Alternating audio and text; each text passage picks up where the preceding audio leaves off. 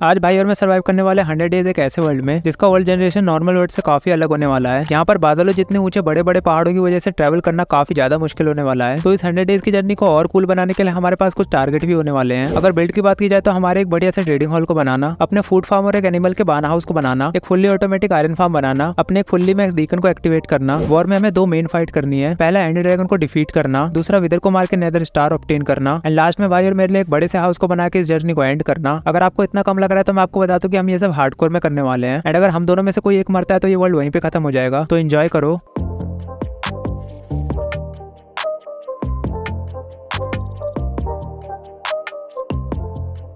Day 1 पे spawn होती भाई और मैं अपने आसपास देखते हैं। कुछ ही देर में हमें ये समझ आ गया था कि एम्पलीफाइड वर्ल्ड होने की वजह से हमारे आसपास का स्ट्रक्चर काफी ज्यादा बेकार जनरेट हुआ है। जो होगा देखा जाएगा बोल के हमने यहाँ पे अपने ट्री को कट करने का काम शुरू कर दिया। ट्री कट करने के बाद सबसे पहले मैंने भाई और अपने लिए 2 वुडन की पिकैक्स बनाई। भाई को पिकैक्स देने के बाद मेरे को यहाँ पे कुछ स्टोन भी दिख रहे थे, तो फटाफट से मैंने इनको भी माइन करने का काम शुरू कर दिया। थोड़े बहुत स्टोन इकट्ठा होने के बाद मैंने यहाँ पे सभी स्टोन के टूल्स बना लिए।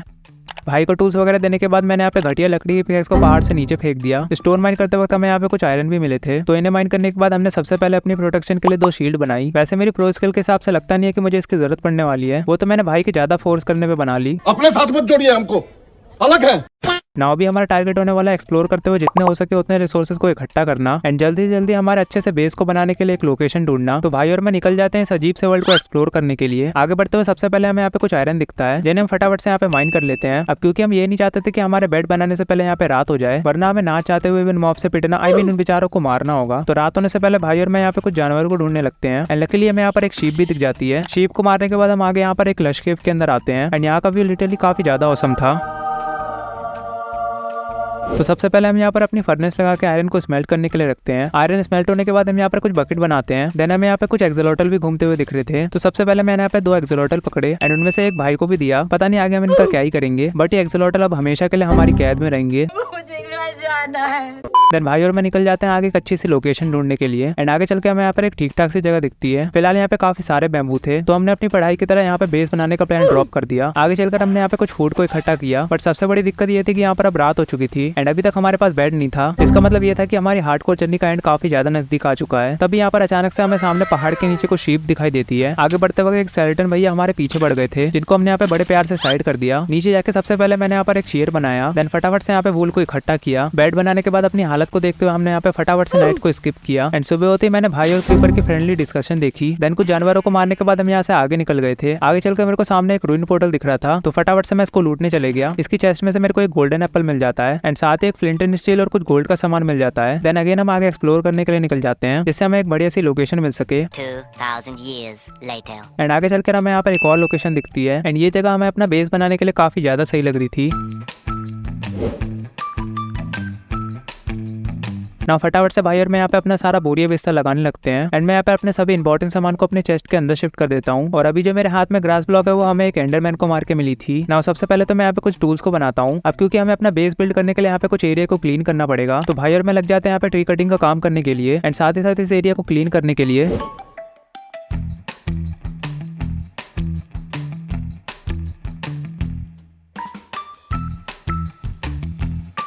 ना अभी यहाँ पर हमारा ठीक ठाक एरिया तो क्लीन हो चुका है, तो हमारे पास चेस्ट में यहाँ पे जितनी भी बोन रखी हुई थी उसको मैं ले लेता हूँ एंड फिलहाल यहाँ पर आसपास घूम रहे एनिमल्स को लाने के लिए हमें वीट की जरूरत होगी। तो फटाफट से मैं यहाँ पे एक टेम्परेरी फार्मिंग एरिया बनाता हूँ एंड मेरे पास जितनी भी सीड होती है उसको यहाँ पे प्लांट कर देता हूँ। बोन मिल से ग्रो करके अब हमारे पास वीट भी आ चुका है। अब क्योंकि हमें डे 1 से ही फूड की काफी ज्यादा कमी हुई है, तो अब हमारा टारगेट होने वाला है हमारे बेस के ऊपर एनिमल्स को लेकर आना। फिलहाल मेरे को यहाँ पर पास में टहलती हुई एक शीप दिख गई थी, जिसे भाई और मैं यहाँ पे फैंस से कवर कर देते हैं। अब बस हमें शीप की तरह यहाँ पर कुछ और जानवरों को लेकर आना है। कुछ जानवरों की तलाश में मेरे को यहाँ पर गीदड़ भाई दिखते हैं।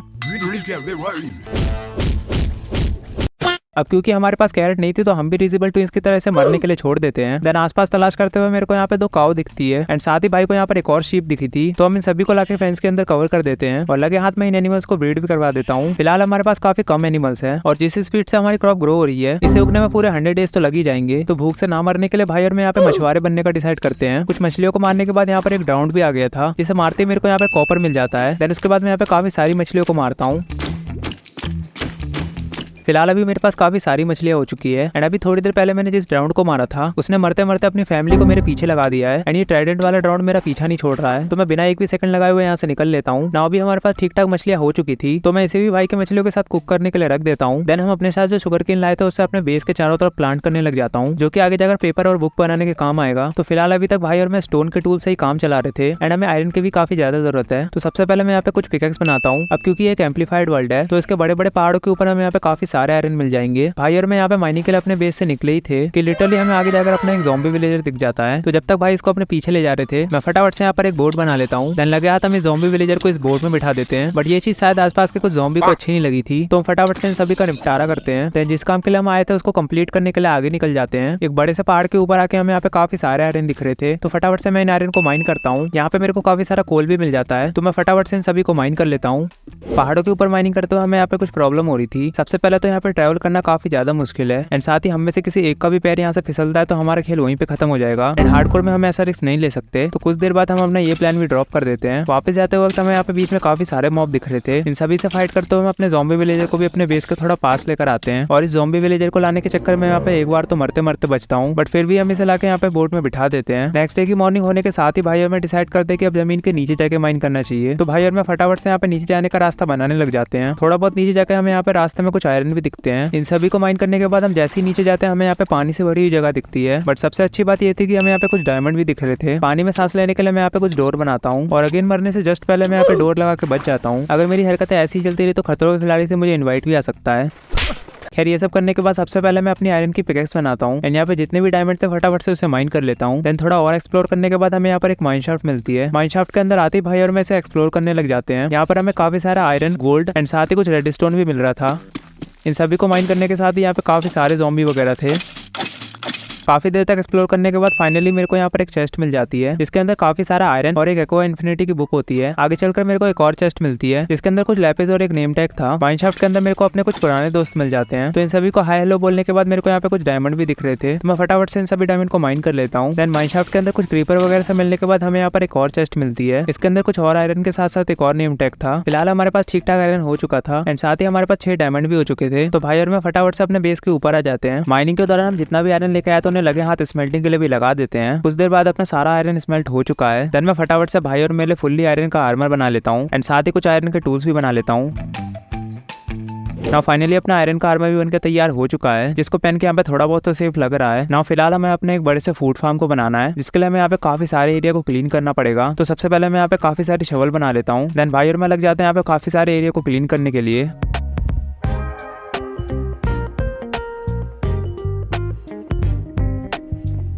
अपना ठीक ठाक एरिया तो क्लीन हो चुका था एंड हमने अपने फार्मिंग का एरिया बनाने के लिए अपने एक पहाड़ के एज को सिलेक्ट किया था। फिलहाल हमने यहाँ पे सभी पेड़ों को काट के इस एरिया को थोड़ा सा क्लीन कर दिया है। इतनी देर में हमारी शुगर केन भी ग्रो हो चुकी थी तो मैं फटाफट से इन्हें हार्वेस्ट करने लग जाता हूँ। देन लगे हाथ इन्हें यहाँ पे रीप्लांट भी कर देता हूँ। फिलहाल हम डिसाइड करते हैं कि अगर हमने अपने फार्मिंग का एरिया बना ही लिया है तो हमारे पास जितनी भी सीड है उसको यहाँ पे प्लांट कर देना चाहिए। तो भाई और मैं लग जाते हैं इस पूरे एरिया को कंप्लीट करने के लिए। फार्मिंग एरिया बनाने के साथ ही हम यहाँ पर एक और प्लेटफॉर्म बनाते हैं जिसपे आगे चलकर हम एक बार्न हाउस बनाएंगे एंड अपने सभी एनिमल को उसी के अंदर शिफ्ट कर देंगे।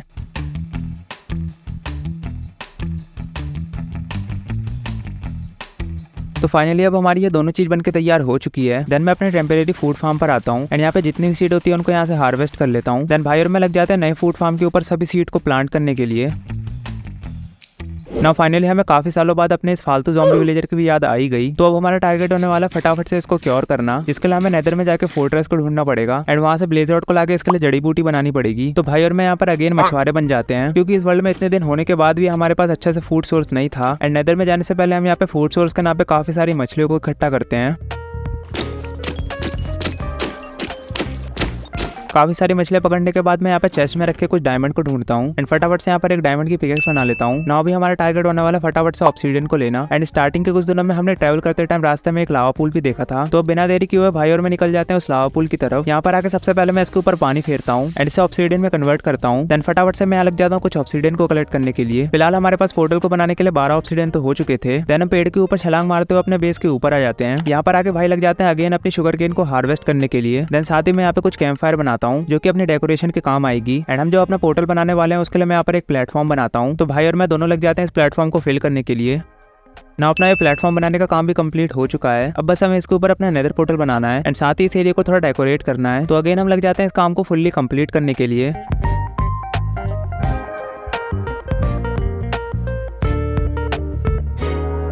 ना अपना पोर्टल वाला प्लेटफॉर्म तो बनके तैयार हो चुका है एंड इसके ऊपर जो हमने ट्री उगाई है उसकी सैपलिंग हमें रास्ते में मिली थी। फिलहाल यहाँ पे सब कुछ सही चल रहा था, तभी मैं यहाँ पे एक अच्छा व्यू लेने के चक्कर में पानी में गिर जाता हूँ और तभी एक ट्राइडेंट वाला डाउन मेरे ऊपर हमला कर देता है एंड मैं जैसे ही इसको मारने जाता हूँ मेरी स्वॉर्ड भी टूट जाती है, बट हमारे नूब आई मीन प्रो भाई हमें आके बचा लेते हैं।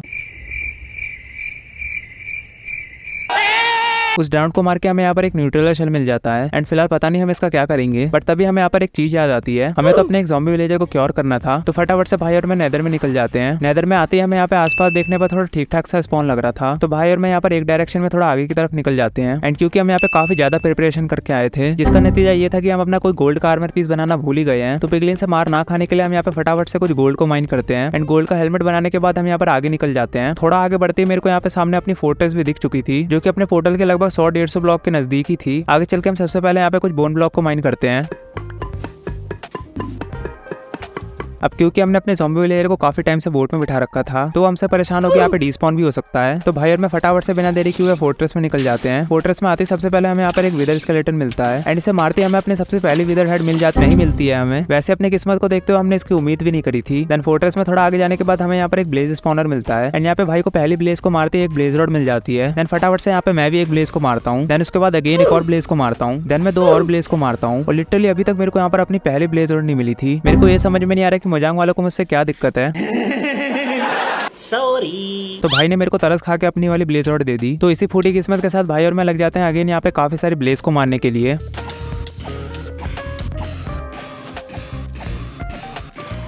काफी सारे ब्लेज को मारने के बाद हमारे पास ठीक ठाक ब्लेज रॉड इकट्ठा हो चुकी थी। इन टोटल 12 ब्लेज रॉड के साथ हम यहाँ पर आगे निकल जाते हैं। फोर्ट्रेस को थोड़ा एक्सप्लोर करते हुए हमें यहाँ पर एक चेस्ट मिलती है, जिसके अंदर गोल्ड और डायमंड का हॉर्स आर्मर होता है। देन आगे चलकर हमें यहाँ पर एक और चेस्ट मिलती है। तो भाई के लूटने से पहले मैं इसके अंदर रखे डायमंड को भी लूट लेता हूँ एंड आगे चलकर हमें यहाँ पर एक नेदर वॉट का एरिया मिलता है। वैसे फिलहाल तो हमें नेदर वॉट की जरूरत तो नहीं है, बट फिर भी इसे कलेक्ट कर लेते हैं। आगे चलकर मेरे को एक फालतू की चेस्ट मिलती है। उसे लूटने के बाद मैं जब आगे निकल ही रहा होता हूँ, तब गलती से मैं यहाँ पे लावा के ऊपर गिर जाता हूँ एंड मेरे ऊपर आग लग जाती है। और अगर इतना इनफ नहीं था तो मैं गलती से एक ज़ॉम्बीफाइड पिगलिन को भी हिट कर देता हूँ एंड उसकी पूरी आर्मी मेरे पीछे पड़ जाती है। तो भाई और मैं फटाफट से यहाँ पे फोर्ट्रेस से निकलते हैं एंड बिना देरी किए अपने ओवरवर्ल्ड में आ जाते हैं। तो फिलहाल अपने ब्लेज रॉड इकट्ठा करने का काम तो कंप्लीट हो चुका है एंड फिलहाल मेरी इन्वेंटरी में जितना भी फालतू का सामान था मैं उसे चेस्ट के अंदर शिफ्ट करता हूँ। देन फटाफट से मैं यहाँ पे एक फर्मेंटेड स्पाइडर आई बनाता हूँ। स्प्लैश पोशन ऑफ वीकनेस बनाने के लिए हमारे पास यहाँ पर गन पाउडर की भी जरूरत होगी। तो भाई और मैं निकल जाते क्रीपर का शिकार करने के लिए। वैसे तो हम यहाँ पर क्रीपर की तलाश में आए थे, पर उसे छोड़ के हमारा पंगा यहाँ पे दुनिया भर के मॉब से हो रहा था। तो काफी ज्यादा ढूंढने के बाद हमें यहाँ पर कुछ क्रीपर भी मिले, बट 3-4 क्रीपर को मारने के बाद भी हमें एक भी गन पाउडर नहीं मिला था एंड ये चीज हमारे लिए कोई बड़ी बात नहीं थी। हमें अपनी किस्मत पे इतना तो भरोसा है ही।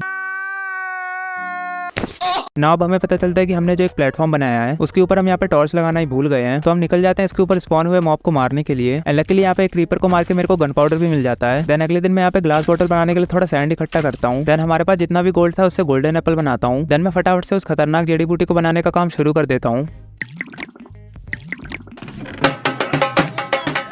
अपनी जड़ी बूटी बनने के बाद मैं फटाफट से ज़ॉम्बी विलेजर के पास आता हूँ एंड यहाँ पे अपने ज़ॉम्बी विलेजर से बातचीत करने के लिए एक ज़ॉम्बी आ रखा था। ज़ॉम्बी को अलविदा करके मैं इसके ऊपर पोशन मारता हूँ एंड साथ ही इस नल्ले विलेजर को अपना एक कीमती गोल्डन एप्पल भी खिला देता हूँ। एंड पता नहीं क्यों भाई भी इस ज़ॉम्बी विलेजर को देख के यहाँ पर एक्टिंग करने लग रहे थे। वाह क्या एक्टिंग कर रहा है। अब क्योंकि हम नेदर से काफी सारे बोन ब्लॉक को माइन करके लाए हैं, तो मैं फटाफट से इन सभी का बोन मील बना लेता हूँ। देन भाई और मैं बोन मील की मदद से फटाफट से क्रॉप को ग्रो करते हैं एंड इसको अपने पूरे फार्म के ऊपर लगा देते हैं। ना अपना फार्मिंग का काम तो कंप्लीट हो चुका है और तभी मेरे को ज़ॉम्बी डॉक्टर की एडवांसमेंट भी आती है। ना भाई हमारे विलेजर को बोट में बिठा के फूड फार्म की तरफ लाते हैं। फिलहाल इस विलेजर को रखने के लिए हमारे पास कोई खास जगह तो नहीं है, तो हमने इसकी बोट को यहाँ पे साइड में लगा दिया। इसको यहाँ बिठाने के बाद भाई और मैं इससे थोड़े मजे लेते हैं। अब क्योंकि हमारे पास वीट की कमी तो बिल्कुल नहीं है, तो मैं यहाँ पे सभी एनिमल्स को ब्रीड करवा देता हूँ। देन भाई और मैं हमारा बचा हुआ थोड़ा बहुत काम कंप्लीट करने लगते हैं, जैसे थोड़ी बहुत फार्मिंग करना, कुछ जगहों पे डेकोरेशन करना और कुछ फेंस की बाउंड्री वगैरह बनाना। तो फिलहाल हमें अपने विलेजर की पूरी फौज खड़ी करनी है, जो कि इस अकेले के विलेजर से नहीं हो पाएगी, क्योंकि हमें पता है ये किसी काम का नहीं है।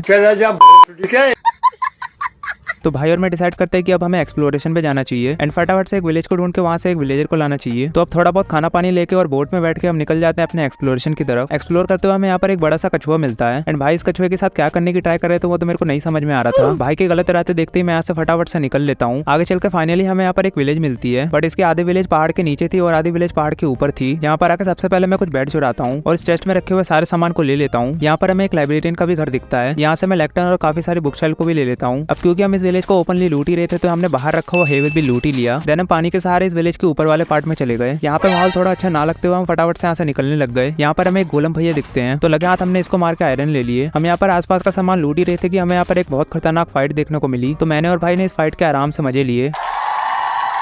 तो यहाँ पर टाइम पास काफी ज्यादा मेहनत करने के बाद हमें यहाँ पर याद आता है कि हम तो यहाँ पर अपने विलेजर को लेने आए थे। तो फटाफट से मैं एक विलेजर को बोट में बिठाता हूँ एंड हमारा प्लान ऐसा होने वाला है कि हम इसे ब्रीजिंग करते हुए अपने समुद्र तक ले जाने वाले हैं। देन इजिली वहां से बोट में बिठा के इसको अपने बेस के ऊपर ले जाएंगे।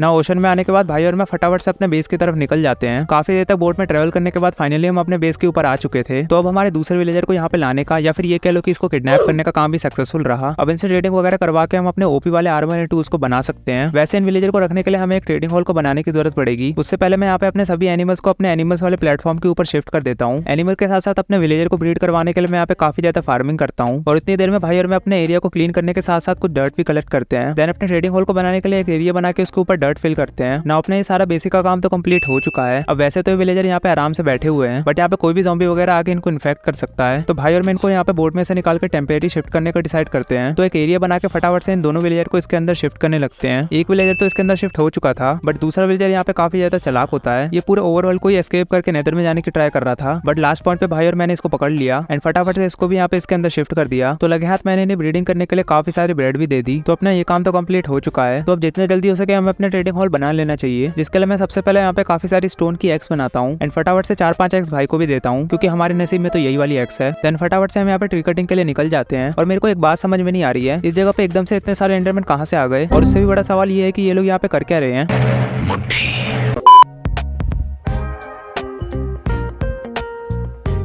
रात होते होते भाई और मैंने यहाँ पे काफी सारी लकड़ी इकट्ठा कर ली थी एंड जब हम अपने बेस के ऊपर आ रहे होते हैं हमारे पीछे एक ज़ॉम्बी आ जाता है एंड उसकी वजह से हमारे यहाँ पर एक फायदा हो जाता है। विलेजर यहाँ पे ज़ॉम्बी से डर के यहाँ पे गोलम स्पॉन कर रहे थे एंड यहाँ से हमें इजिली काफी सारे आयरन भी मिल रहे थे। तो भाई और मैं आयरन इकट्ठा करने के लिए इस ट्रिक का पूरी रात इस्तेमाल करते हैं। ना अब हमारे पास टूल्स वगैरह बनाने के लिए थोड़ा बहुत आयरन तो इकट्ठा हो चुका है एंड अभी आप देख सकते हो कि हमारे पास वुड के साथ साथ कितना सारा स्टोन भी है। तो सबसे पहले भाई और मैं यहाँ पे काफी सारे फर्नेस लगा के इसको स्मेल्ट करने के लिए लगा देते हैं एंड सभी कॉबलस्टोन को स्टोन में कन्वर्ट करते हैं। देन जब तक भाई यहाँ पे दूसरा काम कर रहे थे मैं सभी एनिमल्स को ब्रीड करवा देता हूँ एंड एक शेयर बना के यहाँ पे काफी सारा वुल भी इकट्ठा करता हूँ एंड अपने विलेजर के पास कुछ बेड को लगाता हूँ, जिससे ये लोग ब्रीडिंग करके और मजदूर विलेजर को ला सके। ना अब धीरे धीरे हमारे विलेजर की फैमिली भी बड़ी होती जा रही थी। अब क्योंकि हमें अपने बिल्ड को बनाने के लिए डार्क ओक की वुड की भी जरूरत पड़ेगी, तो मैं यहाँ पे थोड़ी सी वुड इकट्ठा करता हूँ। देन यहाँ पे थोड़ा सा फ्री का आयरन घूम रहा था तो उसे कलेक्ट करता हूँ। तो फिलहाल अपने ट्रेडिंग हॉल को बनाने के लिए सारा मटेरियल तो इकट्ठा हो चुका है, बट मैं इसको जैसे ही बनाना शुरू कर रहा हूँ तो यहाँ पर एक वॉन्डरिंग ट्रेडर आ जाता है, जो कि अपने साथ हर बार की तरह कचड़ा ही लेकर आया था। तो इस बार हम इसके ऊपर थोड़ी दया करके इसको जाने देते हैं। तो गाइस अब अपने ट्रेडिंग हॉल को बनाने का काम शुरू करते हैं।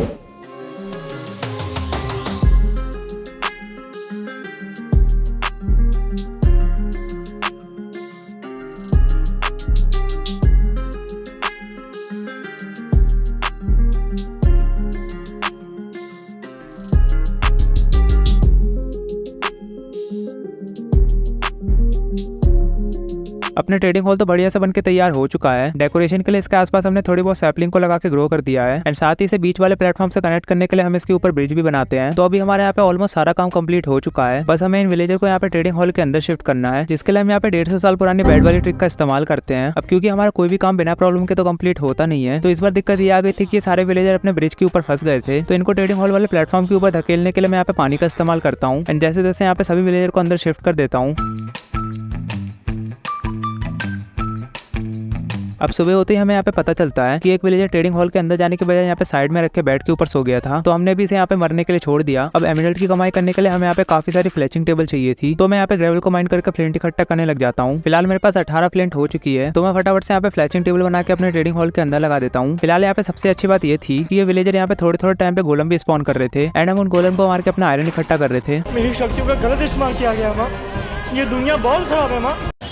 तो इतनी देर में भाई अपने फूड फार्म के रास्ते को नेचुरल लुक में डेकोरेट करने लग जाते हैं। गोलम को मार के जो मेरे को फ्री का आयरन मिला था मैं उससे कुछ एक्स बनाता हूँ। देन मैं निकल जाता हूँ जंगलों में पेड़ों को काटने के लिए, क्योंकि आगे हमें एमराल्ड की कमाई करने के लिए काफी सारी लकड़ियों की जरूरत पड़ेगी। जब तक मैं यहाँ पे लकड़ियों को काटने का काम कर रहा था, भाई ने यहाँ पे इस रास्ते को भी काफी अच्छे तरीके से डेकोरेट कर दिया है। एंड ये बिना शेडर के भी देखने में ज्यादा बुरा नहीं लग रहा है। फिलहाल मेरे को काफी लोगों के कमेंट आता है कि भैया शेडर में खेला करो, जो कि मेरी नूब पीसे के बस की बात नहीं है। हाँ, वो अलग बात है कि अगर आप सभी लोग सब्सक्राइब करोगे तो शायद आगे जाके कुछ हो सके ना। फिलहाल भाई यहाँ पर फार्मिंग का काम कर रहे थे, तो मैंने इनसे फटाफट से यहाँ पे काफी सारी वीट ली एंड बहुत सारी ब्रेड बना ली। देन ट्रेडिंग हॉल में आके इन विलेजर को ब्रेड वगैरह दी एंड जितनी वुड कट करके लाया था उससे काफी सारी स्टिक्स बनाई। देन मैंने लगातार काफी सारी एमराल्ड की ट्रेडिंग करी। फिलहाल मैंने ठीक ठाक एमराल्ड की कमाई तो कर ली थी। तो इतनी देर में भाई ने एक विलेजर को वेपन स्मिथ की जॉब दी एंड मैंने इससे कुछ एक्स मतलब कुछ ज्यादा ही एक्स बाय कर ली। अब क्योंकि हम एंडर ड्रैगन से इस आयरन के आर्मर एंड टूल्स में तो नहीं लड़ सकते, मेरा मतलब मैं तो लड़ लूंगा, लेकिन मेरे को भाई की चिंता हो रही है। अपनी आंखें खोल और गौर से देख तू कहां और किसके सामने खड़ा है। तो अब हम डिसाइड करते हैं कि हमें डायमंड की माइनिंग पे जाना चाहिए एंड फिलहाल हम डायमंड की माइनिंग के लिए स्टेप माइनिंग का आइडिया डिसाइड करते हैं। तो हम नीचे सीधा माइनिंग करते हुए चले जाते हैं वाई लेवल -58 के ऊपर एंड यहाँ पर आते ही हम दोनों स्टेप माइनिंग करने के लिए लग जाते हैं। काफी देर तक स्टेप माइनिंग करते हुए हमें यहाँ पे कुछ डायमंड भी दिखते हैं। माइनिंग करते हुए हमारी आयरन की एक्स काफी ज्यादा टूट रही थी, तो मैंने भाई और अपने लिए 2 डायमंड की नई पिकेक्स बना ली। एट अगेन हम यहाँ पे दूसरी डायरेक्शन में स्टेप माइनिंग करने के लिए लग गए।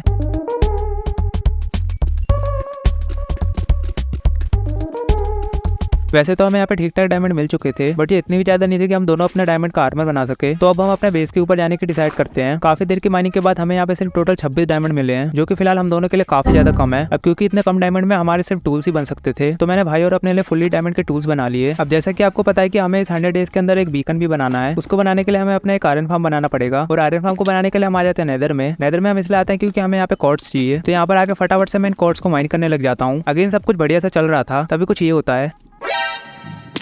यहाँ पर ये हार्डकोर वर्ल्ड सिर्फ हाफ हार्ट की वजह से बचा हुआ है, वरना अभी तक की जितनी मेहनत है वो सारी बर्बाद हो जाती। वापस ओवरवर्ल्ड में आके मैं अपने आयरन फार्म को बनाने के लिए कुछ मटेरियल को क्राफ्ट करता हूँ। देन अगेन अपना मेन काम छोड़ के दूसरे काम में लग जाता हूँ। मैं ट्रेडिंग हॉल के अंदर आके कुछ एमराल्ड की ट्रेड करने लग जाता हूँ। तो फिलहाल भाई और मैंने यहाँ पे कुछ दिनों तक काफी सारी एमराल्ड की ट्रेड करी। देन मैं कुछ हॉपर और एक एनविल बनाता हूँ। हमारे आयरन फार्म को वर्क करवाने के लिए जो ज़ॉम्बी होने वाला है उसके डिस्पॉन ना होने के लिए मैं यहाँ पे एक नेम टैग लेता हूँ एंड फटाफट से इसके लिए एक बढ़िया सा नाम सोचता हूँ। एंड उसका एक बढ़िया सा नाम मैं सोच चुका हूँ, काला बंदर। क्या बोलूं मैं इस पे, क्या बोलूं क्या मैं इस पे। तो अब मैं एक तरफ लग जाता हूँ अपने आयरन फार्म को बनाने के लिए एंड भाई एनिमल के प्लेटफॉर्म पे लग जाते हैं अपने बार्न हाउस को बनाने के लिए।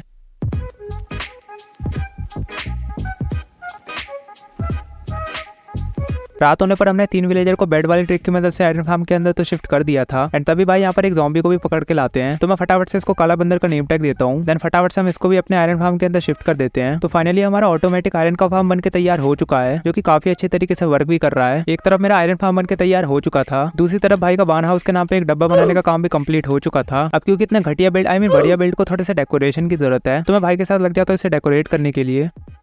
तो फाइनली हमारे बार्न हाउस को बनाने का काम भी कंप्लीट हो चुका है, जो कि हमने काफी अच्छे तरीके से डेकोरेट करके कंप्लीट कर लिया है। अब क्योंकि हम दोबारा से डायमंड के लिए स्टेप माइनिंग जैसे घटिया काम को तो नहीं करने वाले हैं, तो अब हम आ जाते हैं अपने ट्रेडिंग हॉल के अंदर, क्योंकि अब हमारा टारगेट होने वाला है अपने एक आर्मर को बना के उसको अपग्रेड करना एंड उसी से अपने पूरे डायमंड के आर्मर को ट्रेड करना। तो मैं फटाफट से यहाँ पे लग जाता हूँ अपने आर्मर को अपग्रेड करने के लिए एंड साथ ही दूसरी तरफ भाई लग जाते हैं एमराल्ड की कमाई करने के लिए।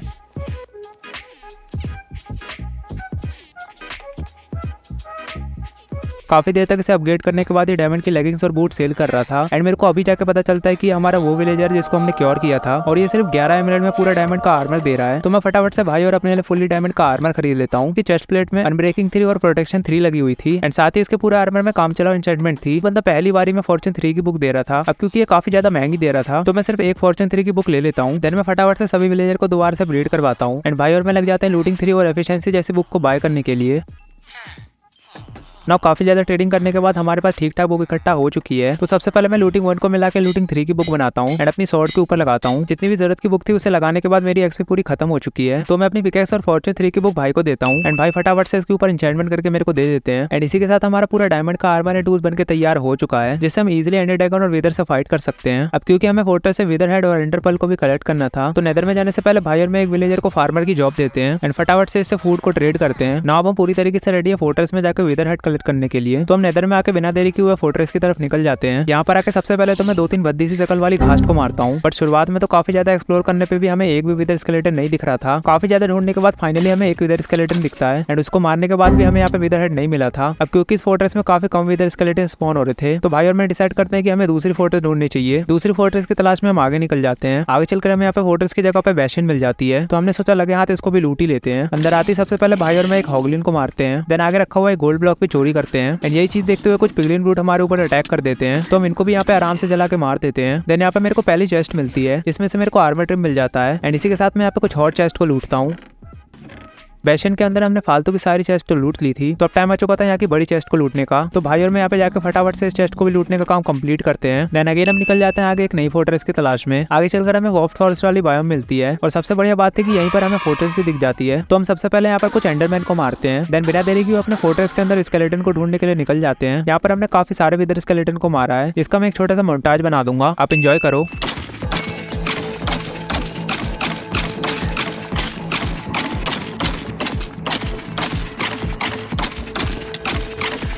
नाउ फाइनली मेरे पास 3 विदर हेड तो कलेक्ट हो चुके हैं, एंड साथ ही भाई को भी यहाँ पर आखिरी में एक विदर स्केलेटन को मार के एक विदर हेड मिल जाता है। तो अभी हमारे पास 4 विदर हेड हो चुके हैं। देन हम थोड़ी बहुत डेकोरेशन करने के लिए यहाँ पर शूमलाइट को भी इकट्ठा करते हैं। नाउ अपने नेदर का तो पूरा काम कंप्लीट हो चुका है, एंड अभी आप देख सकते हो कि हम नेदर से क्या क्या लेकर आए हैं। देन वापस आकर भाई लग जाता है अपने आयरन फार्म के रास्तों को डेकोरेट करने के लिए। अब क्योंकि हमारे बीच वाले एरिया पे हमारा फाइनल हाउस बनेगा, तो मिला जुला के बात ये है कि हमारे पास अपना बीकन बनाने के लिए कोई खास जगह नहीं है। तो भाई और मैं यहाँ पे लग जाते हैं एक प्लेटफॉर्म को बनाने के लिए, जिसके ऊपर आगे चल के हमारा बीकन होने वाला है।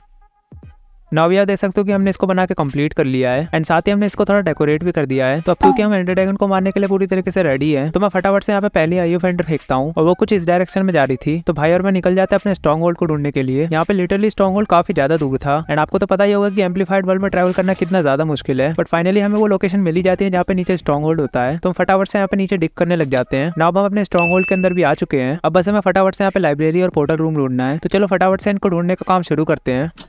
भाई मेरे को माफ कर दो, मैंने कभी इजी यहाँ पे मेरे को पूरे स्ट्रॉन्ग होल्ड की सबसे अच्छी लूट की एक चेस्ट मिलती है। देन आगे चलकर मेरे को एक लाइब्रेरी भी मिल जाती है। तो सबसे पहले मैं यहाँ पे दोनों चेस्ट में से आर्मर ट्रिम को लेता हूँ, एंड भाई को यहाँ पर एक और लाइब्रेरी मिली थी, तो वहाँ पे जाके उन दोनों चेस्ट को भी लूटता हूँ। देन एक्सप्लोर करते हुए फाइनली हमें यहाँ पे पोर्टल रूम भी दिख जाता है। तो सबसे पहले यहाँ पर आके मैं स्पॉनर तोड़ता हूँ, एंड फटाफट से यहाँ पर इस पोर्टल को एक्टिवेट करता हूँ।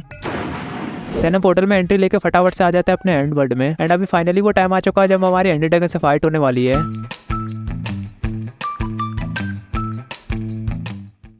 यहाँ पर आके सबसे पहले हम कुछ एंडरमैन को मारते हैं, एंड फटाफट से काफी सारी एंडर पर्ल इकट्ठा करते हैं। देन भाई और मैं एक एक करके लग जाते हैं इन सभी क्रिस्टल को फोड़ने के लिए। यहाँ पर सभी टावर के ऊपर हमने क्रिस्टल तो फोड़ दिए थे, तो अब हम लग जाते हैं फटाफट से इस एंडर ड्रैगन को मारने के लिए। अब क्योंकि भाई और मेरी बो में पावर 5 लगी हुई है, तो हम इस एंडर ड्रैगन को सिर्फ एरो से मार के काफी ज्यादा डैमेज कर देते हैं। एंड साथ ही भाई यहाँ पे फाइनल हिट मार के इस एंडर ड्रैगन का खेल भी खत्म कर देते हैं। Ender Dragon set live. तो अब हमने इस एंडर ड्रैगन के एग को भी ऑब्टेन कर लिया है, एंड अब हमारा 2 में से 1 फाइट वाला काम भी कंप्लीट हो चुका है। देन मैं ये एग भाई को भी देता हूँ, जिससे उनको भी एडवांसमेंट मिल सके। तो दूसरी फाइट को स्टार्ट करने के लिए मैं भाई से विदर हेड और सोल सैंड लेता हूँ। देन मैं बिना देरी किए विदर को स्पॉन करने के लिए यहाँ पे तीनों हेड लगा देता हूँ, एंड मैंने विदर हेड गलती से ऊपर लगाने की जगह साइड में लगा दिया है। कोई नहीं, 19-20 का तो फर्क हो ही जाता है।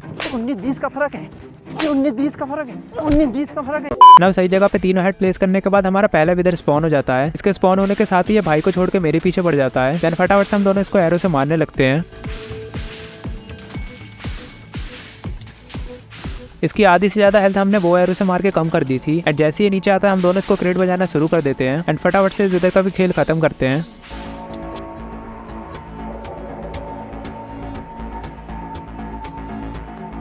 नाउ अब हमारे पास इस वर्ल्ड का पहला नेदर स्टार भी आ चुका है। अब हमारे यहाँ पर कोई काम तो बचा नहीं है, तो भाई और मैं पोर्टल में एंट्री लेके अपने बेस की तरफ निकल लेते हैं। यहाँ पर आके हमें पता चलता है कि यहाँ पे तो बारिश हो रही है, एंड अभी आप देख सकते हो कि बारिश में यहाँ का व्यू कितना ज्यादा अच्छा लग रहा है। एंड वर्ल्ड में फाइट के दौरान मेरा आर्मर पूरा ऑलमोस्ट टूट ही गया था, तो मैं ट्रेडिंग हॉल के अंदर आके अपना पूरा नया डायमंड का आर्मर ट्रेड कर लेता हूँ। अब बस इस जर्नी में हमारे 2 लास्ट काम बचे हुए हैं, एंड फिलहाल हमारे पास काफी कम टाइम है, तो फटाफट से एक काम करते हैं, अपने घर को बनाने के लिए मटेरियल कलेक्ट करना शुरू करते हैं। तो सबसे पहले भाई और मैं यहाँ पे कोबलस्टोन फार्म बना के काफी सारे स्टोन को इकट्ठा करते हैं। देन सभी स्टोन को यहाँ पे लगे हाथ स्मेल्ट करने के लिए भी लगा देते हैं। अब सबसे पहले मैं यहाँ पे चेस्ट में रखे हुए कुछ आयरन को लेता हूँ। जब मैं आयरन फार्म पे आके देखता हूँ तो यहाँ पे काफी सारा आयरन इकट्ठा हो चुका था, तो काम करते फटाफट से इन सभी को ब्लॉक में कन्वर्ट करते हैं। नाउ डन, मैंने इन सभी को ब्लॉक में भी कन्वर्ट कर दिया है। नाउ बिना देरी किए भाई और मैं बीकन को बिल्ड करने का काम भी शुरू कर देते हैं।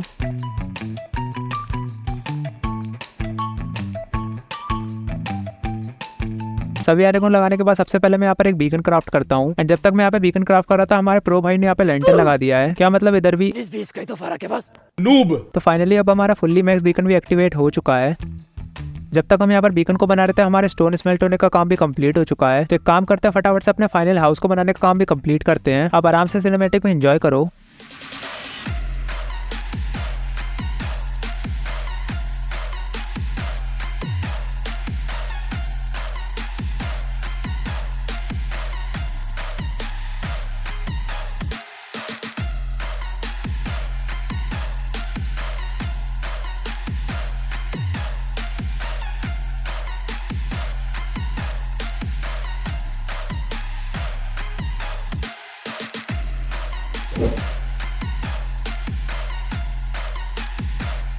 फाइनली हमारा बड़ा सा हाउस बनकर तैयार हो चुका है। इसके पूरे इंटीरियर की लुक मैंने दी है। एंड इसके बाहर भाई ने सभी रास्तों को एक दूसरे से कनेक्ट करके काफी अच्छा लुक बनाया है, जो कि दिखने में काफी औसम लग रहा है। अब क्योंकि हमें बेशन के अंदर से कुछ आर्मर ट्रिम भी मिले थे, जिन्हें मैं डायमंड से ड्यूप कर लेता हूँ। एंड फटाफट से भाई और मैं आर्मर के ऊपर ट्रिम को लगा लेते हैं।